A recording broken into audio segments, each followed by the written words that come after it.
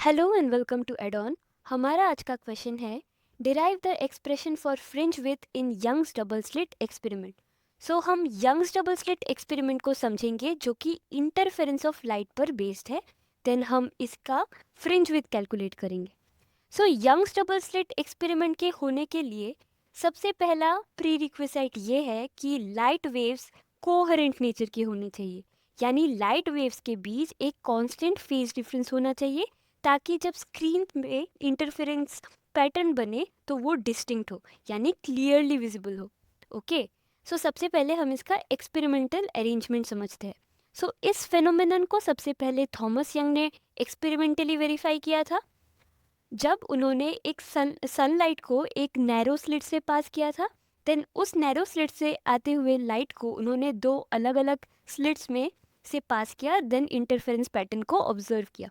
क्योंकि यहाँ दो स्लिट्स यूज हुआ है इसीलिए हम इसे यंग्स डबल स्लिट एक्सपेरिमेंट बोलते हैं। Okay, so in this case हम इसका एक्सपेरिमेंटल सेटअप समझते हैं। सो एक मोनोक्रोमेटिक लाइट सोर्स है, यानी जिस लाइट का वेवलेंथ सिर्फ एक ही वेवलेंथ हो, यानी मोनोक्रोमेटिक लाइट हो, उस मोनोक्रोमेटिक लाइट सोर्स से हम एक नैरो स्लिट से उस लाइट को पास करवाते हैं। देन उस लाइट को हम दो डिफरेंट स्लिट जिसे हमने यहाँ S1 एंड S2 से डिनोट किया है इससे पास करने देते हैं। S1 एंड S2 के बीच डिस्टेंस है small d, and in slits and screen के बीच का डिस्टेंस है कैपिटल D। ओके, सो S1 से लाइट पॉइंट P पे जाके मीट कर रहा है जो कि स्क्रीन पे एक पॉइंट है, एंड S2 से लाइट भी P पे जाके मीट कर रहा है। ओके, एंड स्क्रीन का सेंटर पॉइंट हम O से डिनोट करेंगे। सो O से P का डिस्टेंस है x। ओके, एंड जब लाइट का इंटरफेरेंस होगा तब वो या तो कंस्ट्रक्टिवली इंटरफेयर करेगा या फिर डिस्ट्रक्टिवली इंटरफेयर करेगा। एज ए रिजल्ट या तो ब्राइट फ्रिंजेस बनेंगे या फिर डार्क फ्रिंजेस बनेंगे। सो हम दोनों केस में क्या होता है वो ऑब्जर्व करेंगे। So first of all let's assume, let P be a point at a distance x from O on the screen. So P एक point है at a distance O from the screen. Okay, यानी P and O के बीच का distance है x, and slit से screen का distance है capital D. Okay, so depending on the interference, constructive and destructive interference के कारण ब्राइट एंड डार्क फ्रिंजेस बनेंगे। सो सबसे पहले हम पार्ट डिफरेंस को कैलकुलेट करते हैं। सो डायग्राम से समझते हैं। सो पार्ट डिफरेंस क्या होगा? Part difference will be the difference between S2P minus S1P, है ना? सो इसे लिख लेते हैं, part difference equals to S2P minus S1P। ये हम फिगर से क्लियरली देख सकते हैं। देन अगेन हम फिगर को देखते हैं। सो अगर हम ट्राइंगल S1PR को देखें, ओके, देन पाइथागोरस थ्योरम को अगर हम यहाँ अप्लाई करें to get S1P, what will be it? So according to Pythagoras theorem क्या होगा? S1P square equals to S1R। S1R का वैल्यू क्या है? S1R इज D, है ना, एन प्लस RP स्क्वायर, यानी दिस पोर्शन। सो ये पोर्शन x है, then what will be this portion? अगर ये पोर्शन D हुआ then this portion will be D by 2, right? This portion will be D by 2। Okay, so PR क्या होगा? PR will be x minus D by 2, है ना? Then हम ये वाला ट्राइंगल देखते हैं S2PQ।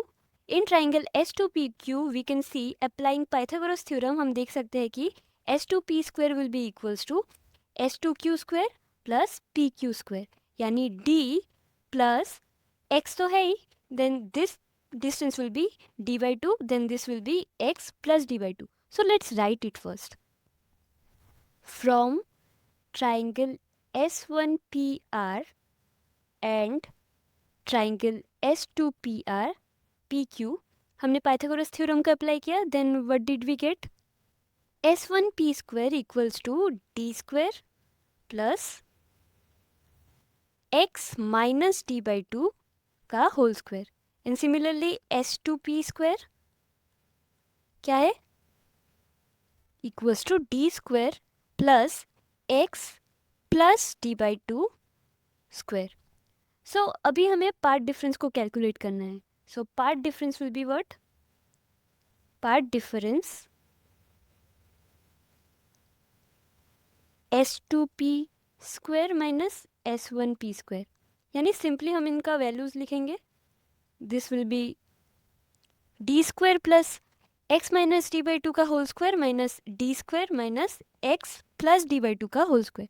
सो सिंपली ये D square and D square तो कैंसिल हो जाएगा, बचेगा बस इतना। Then after calculating this what we will get? We will get 2xd, है ना। So this is the path difference, यानी S2p square minus S1p square that is equals to 2xd। अब हम इसको a square minus b square के formula में break कर सकते हैं।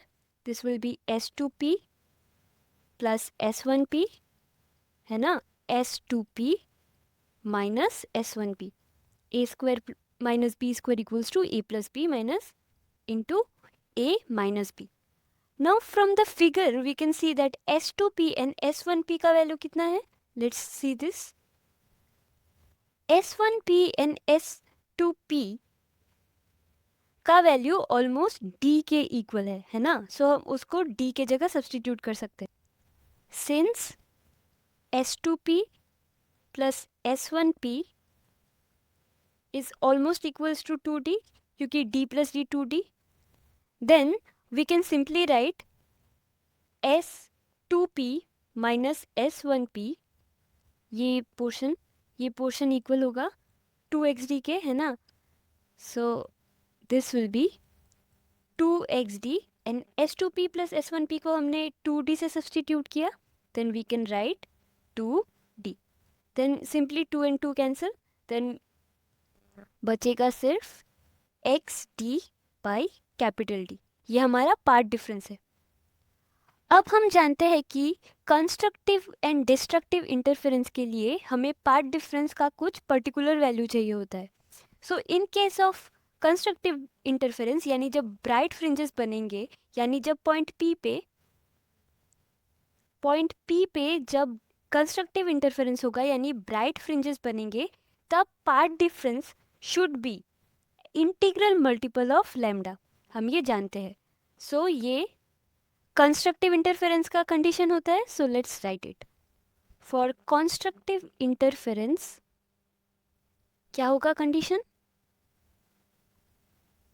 यानी फॉर nth ब्राइट फ्रिंज, है ना, कंस्ट्रक्टिव इंटरफेरेंस यानी ब्राइट फ्रिंज, क्या होता है condition? Path difference should be equal to n lambda. Path difference हमने अभी अभी कैलकुलेट किया। So for nth path difference x n d by d, यानी nth ब्राइट फ्रिंज के लिए this will be the case.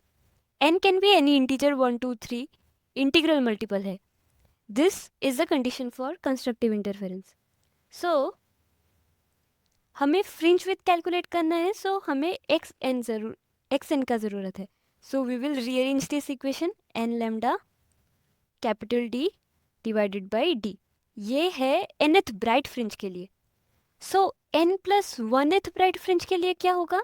Simply हम n के जगह n प्लस 1 को सब्सटीट्यूट करेंगे। So let's write it. x n plus 1 equals to n plus 1, n के जगह हम सिंपली n प्लस 1 को लिखेंगे, lambda capital D by small d, यानी distance between the slits. And capital D क्या है? स्क्रीन के बीच का डिस्टेंस, स्क्रीन और स्लिट के बीच का डिस्टेंस। सो ये nth ब्राइट फ्रिंज के लिए है, ये n plus 1th bright fringe के लिए है। So what will be the distance between the centres of the successive bright bands? So the distance between the centers of the successive bright band is given by x n plus 1 minus x n equals to capital D lambda by D। ये कैसे हुआ? इससे minus करने पे we can simply calculate that. Let's do it then.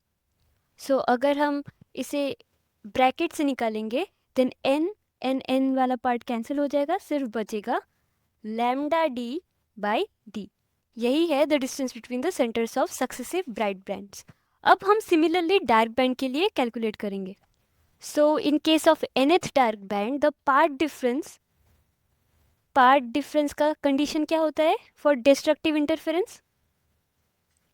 That should be equals to 2n minus 1 lambda by 2. और part difference हमने क्या calculate किया for nth dark band X N D by capital D equals to 2n minus 1 lambda by 2. ये है हमारा condition for destructive interference या फिर dark band के लिए. ओके, सो सिमिलरली हम for n plus one dark band calculate करेंगे. For n plus one dark band simply n के जगह हम n प्लस वन को सब्सटीट्यूट करेंगे.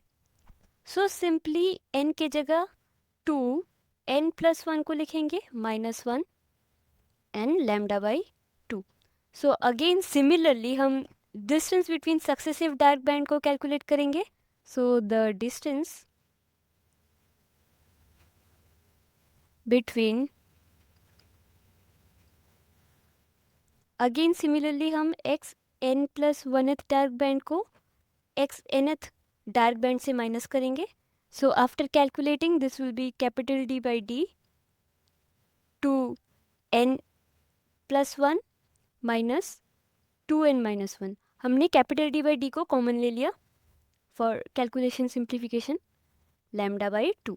सो इससे कैलकुलेट करने पे हम क्लियरली देख सकते हैं this will be equals to capital D lambda by small d. ये है the distance between the successive dark band. So हम देख सकते हैं कि डार्क बैंड के केस में भी फ्रिंज विथ सेम ही आया है ना. So in case of dark band it is the fringe width is identical to the bright bands, यानी जो कंस्ट्रक्टिव इंटरफेरेंस के लिए होता है फ्रिंज विथ वही डिस्ट्रक्टिव इंटरफेरेंस के लिए भी होता है. So let's write the common fringe with.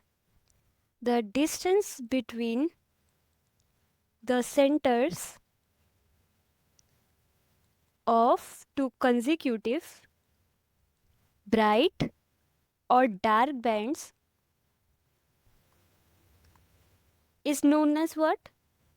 Is known as fringe width, है ना, या फिर बैंड विथ भी बोल सकते हैं. known as fringe width. Question में फ्रिंज विथ था तो हम फ्रिंज विथ ही लिखेंगे, फ्रिंज विथ. ओके, एंड इसे हम बीटा से डिनोट करते हैं. So beta is equals to lambda capital D by small D. Here small D is the separation between the two slits and capital D is the distance from the slits to the screen, है ना, and beta है fringe width. So ये band with या फिर fringe with किन किन factors पे depend करता है हम वो देख लेते हैं. So it depends on capital D, यानी the distance D between the slits and the screen is directly proportional to the bandwidth. Then wavelength of light, जो लाइट हम यूज़ करेंगे, जो मोनोक्रोमेटिक लाइट हम यूज़ करेंगे, इसके वेवलेंथ पर भी डायरेक्टली डिपेंड करेगा, यानी the wavelength is directly proportional to the fringe width and inversely proportional to the slit distance, यानी दोनों स्लिट के बीच में कितना डिस्टेंस है उससे वो इनवर्सली प्रोपोर्शनल होगा. यानी अगर डिस्टेंस कम हुआ तो फ्रिंज विथ ज़्यादा होगा, या फिर अगर फ्रिंज विथ कम हुआ इसका मतलब स्मॉल डी यानी separation between the two slits ये ज़्यादा है क्योंकि ये इनवर्सली प्रोपोर्शनल है. So that's all for today. ये था हमारा Young's double slit experiment. Thank you for watching.